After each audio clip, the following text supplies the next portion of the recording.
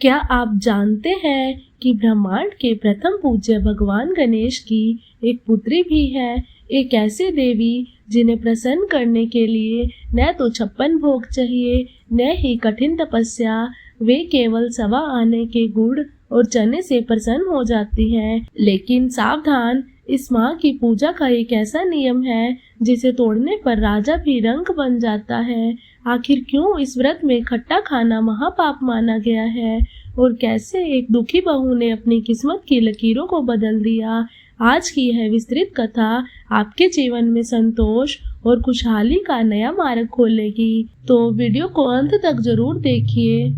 अगर आपने हमारे चैनल को सब्सक्राइब नहीं किया तो चैनल को सब्सक्राइब कर लें और बेल आइकन को दबाना न भूलें। तो चलिए बिना किसी देरी के कहानी शुरू करते हैं। प्राचीन काल की बात है, एक नगर में एक बुढ़िया रहती थी। उसके 7 बेटे थे।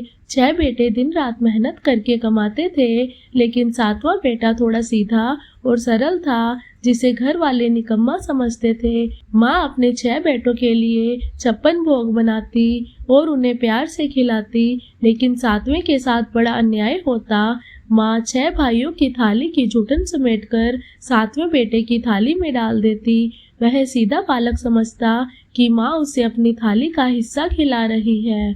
लेकिन एक दिन उसकी पत्नी ने उसे सच का आईना दिखाया। उसने कहा, स्वामी, जिसे आप ममता समझ रहे हैं वह आपका अपमान है। आप अपने ही भाइयों की जूठन खाते हैं। यह सुनकर उस युवक का स्वाभिमान जाग उठा। उसने उसी रात अपनी पत्नी से विदा मांगी और संकल्प लिया कि जब तक वह अपने पैरों पर खड़ा नहीं हो जाता वह लौटकर नहीं आएगा। वह युवक घर से निकलकर दूर एक बड़े व्यापारी के पास पहुंचा। वहां उसने इतनी मेहनत और ईमानदारी दिखाई कि वह जल्द ही उस व्यापार का हिस्सेदार बन गया।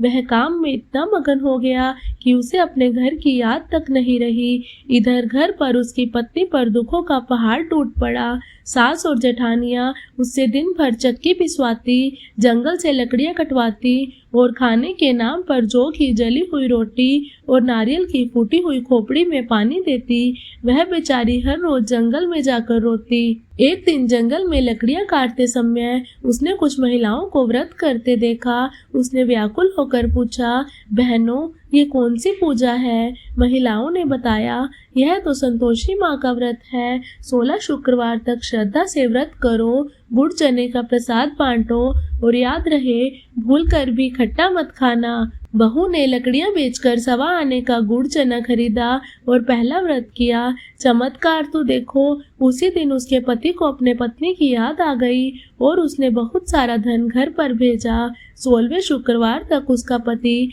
खुद जहाजों में हीरे जवाहरात लेकर घर लौट आया। उसने अपनी पत्नी का दुख देखा और उसके लिए घर के सामने ही एक 7 मंजिला सोने का महल खड़ा कर दिया। अब समय था उद्यापन का। बहू ने अपने पूरे परिवार को भोजन पर बुलाया, लेकिन जेठानियां तो जलती थी। उन्होंने अपने बच्चों को सिखा दिया कि भोजन के अंत में खटाई जरूर मांगना।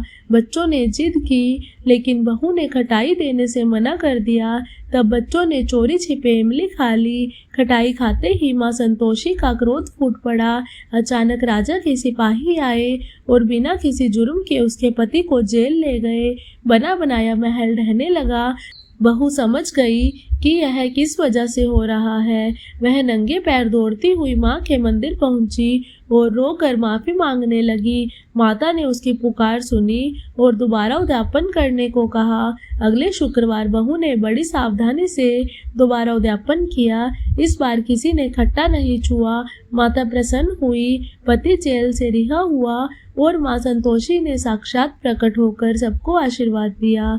दोस्तों, ये कहानी हमें सिखाती है कि भक्ति में अनुशासन और जीवन में संतोष होना बहुत जरूरी है। अगर आपको ये कथा अच्छी लगी हो तो कमेंट में लिखें जय संतोषी माता और दूसरों के सुख के लिए इस वीडियो को शेयर जरूर करें। अगर आपने हमारे चैनल को सब्सक्राइब नहीं किया तो चैनल को सब्सक्राइब जरूर कर लें और बेल आइकन को दबाना न भूलें। जय संतोषी माता।